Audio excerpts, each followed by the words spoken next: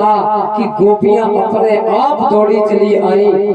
और जैसे ही गोपियां आई, समय कौन सा है? रात का। कन्हैया ने जैसे ही देखा, पहले तो बोले स्वागतम वो महाभागा प्रियम किम करवाणि वा ब्रजस्या नाम कच्चिद भूतागमन कारण। दो श्लोक की दो लाइन है, पहले ऊपर वाली लाइन देखेंगे फिर नीचे। ऊपर वाली लाइन में क्या लिखा है? कन्हैया स्वागत कर रहे हैं, ए गोपियों तुम्हारा स्वागत है। स्वागत किस लिए किया? कि तुमने घर की माया छोड़ दी और तुम यहाँ दौड़ी चली आई, इसलिए तुम्हारा स्वागत है। तुम धन्य हो कि तुम भगवान की कथा सुनने चली आई, तुम भगवान की लीला देखने चली आई, इसलिए धन्य है। और तुरंत बदल गए ठाकुर जी। अभी तो स्वागत कर रहे थे और तुरंत बोले कन्हैया जी लेकिन ये गलत किया है। अब गोपियां बोली क्या हमने गलत कर दिया? बोले रात के समय में जो स्त्री जो माता घर छोड़कर वनों में आए तो उनके घर वालों का नाम खराब होता है। तुम अपनी सास को छोड़ आई, तुम अपने ससुर को छोड़ के आ गई, तुम अपने पति को छोड़कर आई, इसलिए जो पत्नी अपने पति को छोड़कर और रात्रिकालीन वेला में यहाँ आए तो लोग उसे अच्छा नहीं कहते। कन्हैया बोले तुम सभी गोपियां वापस चली जाओ। अब गोपियों को जैसे करंट लगा दिया हो बिजली का। गोपियां बोली प्रेमी तो हमने बहुत देखे पर ऐसा प्रेमी हमने जीवन में पहली बार देखा है। ऐसा प्रेमी, अरे हमारा कोई मित्र हो जिसे हम प्रेम करते हो और हमारे घर कोई मेहमान आए, कोई रिश्तेदार आए, मित्र आए तो हम क्या कहेंगे? पहले तो आसन देंगे कि बैठो, फिर जल पिलाएंगे। अब मन में कह रहे हैं, सामने तो कहने नहीं कन्हैया गया, मन में कह रहे हैं ये बड़े निष्ठुर हैं, ये बड़े पत्थर दिल हैं, हम तो इन्हीं के लिए आए थे और यही कह रहे हैं तुम यहाँ से वापस जाओ। जब वापस जाने की बात कही तो एक भी गोपी जाने को तैयार, बोले चाहे जो हो जाए, जाएगी नहीं। कन्हैया ने क्या किया? एक दृष्टांत सुनाना शुरू कर दिया। कन्हैया बोले गोपियों हम आप लोगों को बता रहे हैं कि पातिव्रत धारण करने वाली माता में कितनी शक्ति होती है जो एक पति व्रत धारण करे। गोपियों ने कहा सुनाओ दृष्टांत। कन्हैया गोपियों से बोले कि एक स्त्री अपने पति के चरण की सेवा कर रही थी और जब अपने पति के चरण दबा रही थी उसी समय उनका बेटा छोटा सा घुटनों के बल चलता हुआ, घुटनों के बल चल रहा था और दूर आग जल रही थी और माता सामने देख रही है कि मेरा बच्चा आग की ओर जा रहा है। अब आप बताओ जब वो बच्चा आग की ओर जा रहा है तो मैया को लल्ला को उठाना चाहिए कि चरण सेवा करते रहना चाहिए? उठाना चाहिए। सभी लोग यही कहेंगे कि भाई बच्चे को उठाओ पहले, लेकिन यहाँ कन्हैया उल्टी गंगा बहा रहे हैं, गोपियों को गुमराह कर रहे हैं। ठाकुर जी अपने पास से भगाने के लिए गुमराह कर रहे। कन्हैया जल्दी से किसी को मिलते नहीं और एक बार मिल जाए तो फिर जाते नहीं।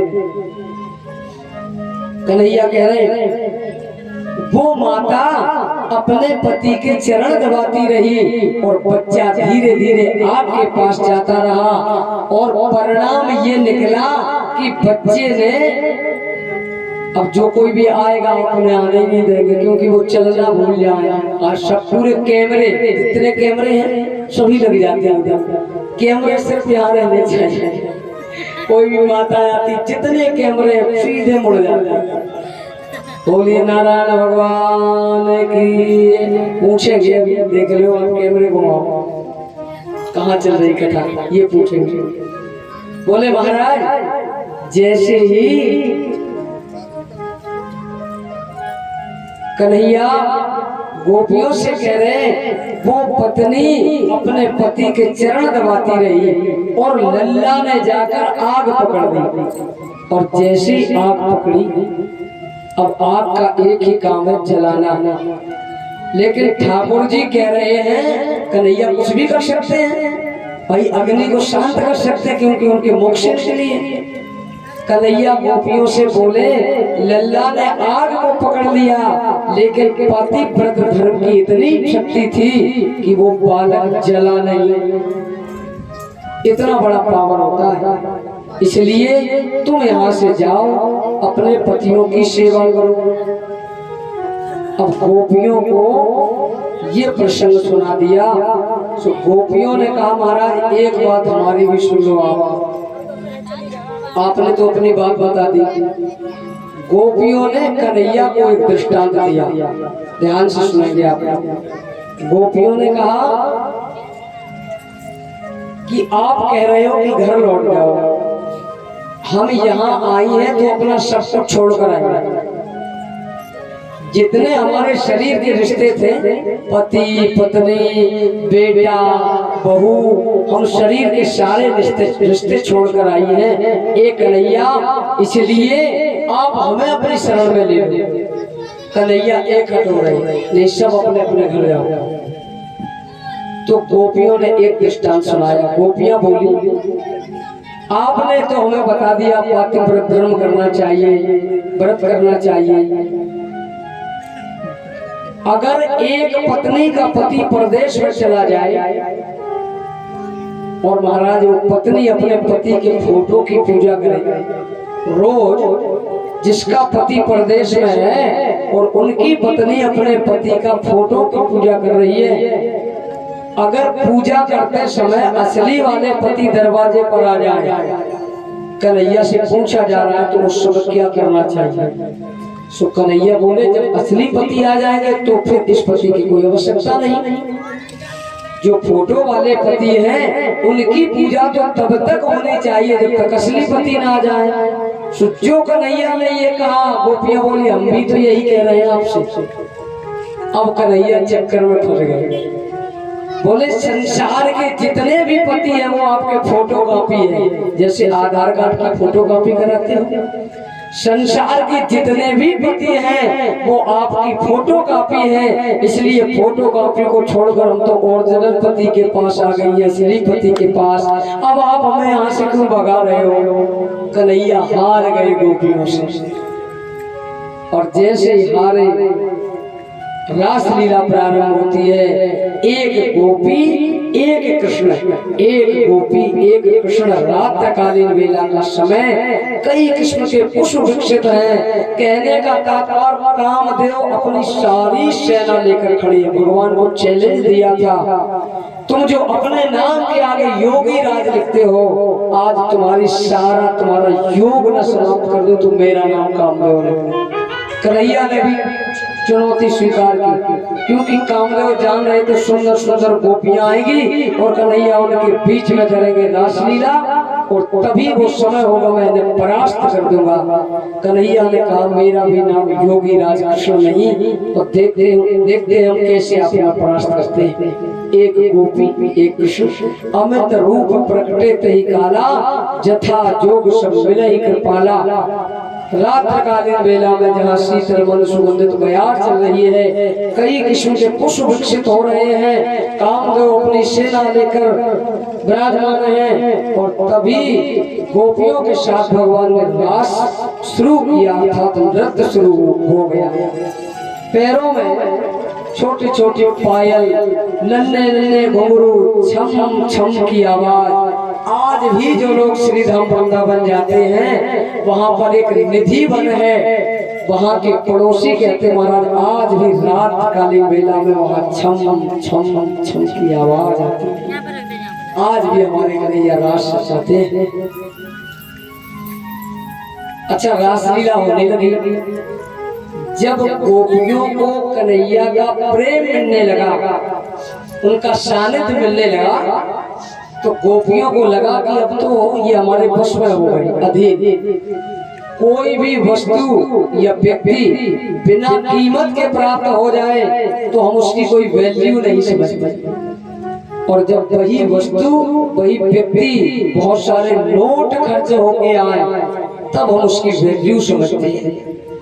कन्हैया बोले हमें सहज में मिल गए, इसलिए गोपियों को धीरे धीरे अहंकार होने लगा। गोपियों को अहंकार होने लगा, और गोपियों को अहंकार जब हुआ तो एक गोपी कहने लगी भगवान हास पर हास कर रहे हैं, किसी गोपी की चोटी बना रहे हैं, किसी गोपी के साथ बैठकर हास पर हास कर रहे हैं। हमारे कन्हैया यमुना की पावन पुलिन पर जहाँ चमकीली रात में बालू चमक रही है वहीं बैठ जाते हैं, कभी हास पर हास करते हैं, कभी उनकी चोटी बनाते हैं, कभी किसी के साथ बैठकर वार्तालाप करते हैं, कभी नृत्य करने लग जाते हैं। और जब नाच रहे तो एक गोपी को लगा कि हम ज्यादा स्पेशल है। गोपी बोली कन्हैया हमारे पैरों से घुंघरू गिर गया है, आप घुंघरू उठाकर बांध दें। सो हमारे कन्हैया पृथ्वी पर पड़ा हुआ घुंघरू उस गोपी के चरणों में बांधने लगे। उसे देखकर दूसरी गोपी ने कहा हम भी कम नहीं है, हम भी बहुत सुंदर है। सो दूसरी गोपी बोली कन्हैया नृत्य करते करते बड़ी जोरों से गर्मी लग रही है, सो हमारे ऊपर पंखा झलने का काम कर दे। हमारे गोविंद उस गोपी पर पंखा झलने लगे। एक गोपी तो बोले बहुत देर से नृत्य कर रहे हैं, सो हमारे पैरों में दर्द होने लगा है, इसलिए आप हमारे चरण दबा दीजिए। कन्हैया बोले हद हो गई, प्रेमी हमने बहुत देखे, इन गोपियों को अहंकार हो गया है, इन्हें लग रहा है हम इनके अधीन हो गए, वश में हो गए। सो उसी समय भगवान एक क्षण में अंतर्ध्यान हो गए। अब रात का समय है, अकेले वनों में हैं, और महाराज गोपियां यत्र तत्र सर्वत्र भगवान को ढूंढ रहे हैं, भगवान कहीं दिखाई नहीं दे रहे हैं। दिन का समय हो तो कोई बात नहीं, अब रात का समय है, ढूंढ रही चारों तरफ। अच्छा एक जगह एक गोपी के चरण चिन्ह दिखाई दिए। अब थोड़ी हिम्मत मिली कि कोई गोपी जरूर साथ में गई है। अब और ज्यादा द्वेष भावना बढ़ गई कि कौन सी ऐसी गोपी है जिसे साथ में लेकर गए। फिर एक गोपी ने कहा हमें लगता है जो राधा नाम की गोपी है उसे जरूर साथ में ले गए होंगे, क्योंकि सबसे ज्यादा कन्हैया राधा से प्रेम करते हैं।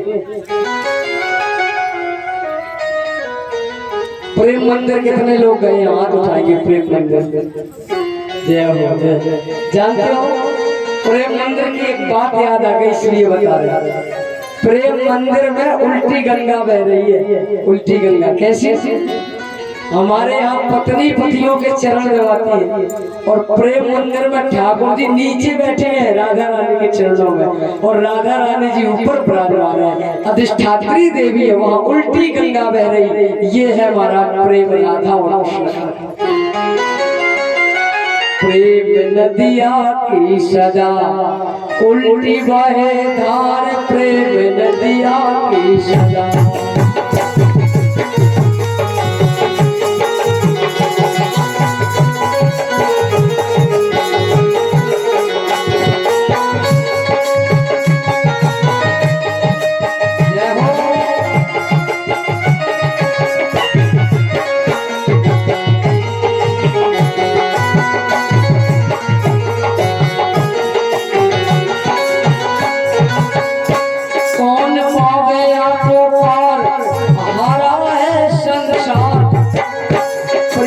पार किसी ने नहीं पाया, हारा है संसार प्रेम